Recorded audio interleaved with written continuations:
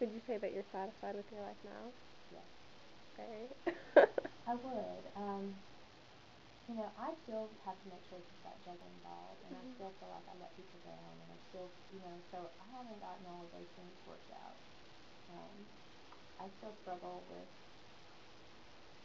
what, what's going to be fulfilling and happy, and how to kind of get the most mileage out of your one and only life. What I know I don't want to be working, until I'm 70, and I know I don't want to be. I don't ever want to be tied to my job. I don't ever want to have to be strapped in and have a noose around my neck, stuck. I always want to be able to, if I'm not happy or if there's another opportunity, I always want to be able to be mobile and to make changes. But I don't know. I was thinking about that this morning, as a matter of fact, because I struggle with my desire to go to Kenya. Yeah. It's hard for me to balance that with this.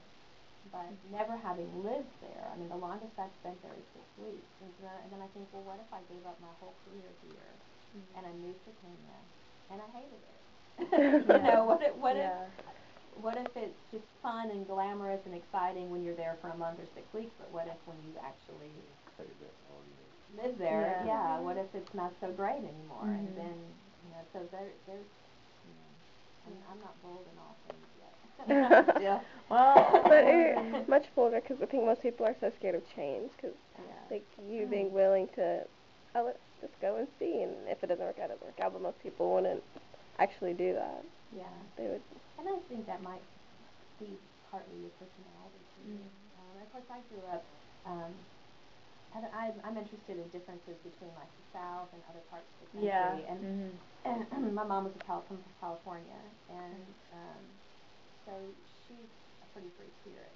And, so I think part of it is just kind of how you grow up. She was always looking for the next thing to make her life exciting. She's still, she's in her 70s and she still lives. Yeah. She thrives probably a little unhealthfully on change. She's always looking to change her life in some way. So it's probably part of the reason that I like change is because I grew up with a parent myself. Yeah. If I had grown up with somebody who was always really, scared to change or wanted everything to stay the same or who fought change, I probably wouldn't be as open to it as I am. Yeah. Cause I don't know, my mom is kind of the opposite. She's really she likes to have a plan and and all that, and I feel like I want to be I love being spontaneous and just but I've just been raised to where I feel like I have to have everything planned out, and it's just hard, because it's I don't know, if I tell her that I want to go and do something, or if I want to I don't know, she almost they almost kind of scare me out of doing it, and it's just I don't know what to do, cause right now they're paying for my college, so it's I have to make them happy, and I have to do what. And they're yeah, we'll do what makes you happy. But then I feel like they're just saying that. It's not really do what makes you happy. But so I don't know really what to do, where to go from here. And I'm just I want to do something really different, but I just don't know what. So I feel they all parents will say that. Yeah. We want what's best for you. Yeah. But then at the same time, in the back of their head, we think we know what's best. Yeah, exactly. That's the problem. Exactly. My daughter's a freshman in college, and even, just the weird things that you do as parents. I mean, my husband does some weird things as a parent, and he doesn't think that she needs to be driving her car very much. And so he told me last night, and I just looked at him like he's crazy. But when you're married, you have to co-parent a child, so it's not all your way. But he said, in a week, I'm going to check her mileage, and if she has driven more than 10 miles a day, I'm going to sell her car. And I'm like, really? What parenting lessons is that? I mean, that's just strange. And it probably will teach her to not, But, right now she loves anybody who doesn't have a car, just call Lauren, because she loves to drive everybody around. And so she's, putting 16 miles on a day on her car or something, and he's just, I don't know, parents, we don't have it all together, and that's what I wish teenagers and young adults knew, is that parents are pretty much big messes like you are. We're all in the same boat, trying to figure out who we are and where we're headed and what makes us happy. Yeah, but it's hard because it's like you did what you did, and your family was kind of okay with it, but most people would not be at all. And it's really hard disappointing your family to do what you think is best for yourself. It absolutely is. Like, what kind of... I didn't have those close family bonds. I wasn't worried about disappointing my family, you know, because my family was just kind of out there. I mean, you know, they didn't, we didn't have a really close relationship that I was afraid might be damaged. And so in many ways that was easier for me. I can't imagine if you, like in John's case, like I'm sure his family's still back in Sudan, and they have so much expectations for him coming to America and going to school. And for you, part of your expectation is probably to choose a career that really provides a good income.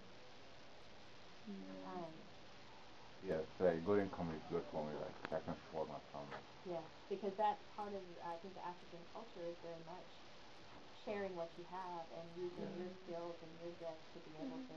Like Africa, like you got a good income, like you got to support the whole family. Yeah, the way they do over there. Yeah, I have a friend who's a student here. She's from Kenya, and even though, you know, she has a small scholarship, but she still has to pay, she has to pay out-of-state tuition because she's out of the country, so probably even more than, you know, somebody without a scholarship pays. And she works minimum wage jobs and tries to, you know, but her family still thinks because you live in the U.S., you just must have so much money, and so they still expect her. And she really wanted to save and go home and visit, but she told me, I can't go home until I can bring money to help my family. That's really hard. You're right, though. I think when there's a lot at stake with your family, when you're close, then there's a lot more pressure for you to not make decisions that would disappoint them. And that makes it hard for you to actually do what you want to do. Because, and then I think you have to balance being practical and satisfying them with being true to yourself. And so maybe it means that you go ahead and choose a major even though you're not sure, and you complete that.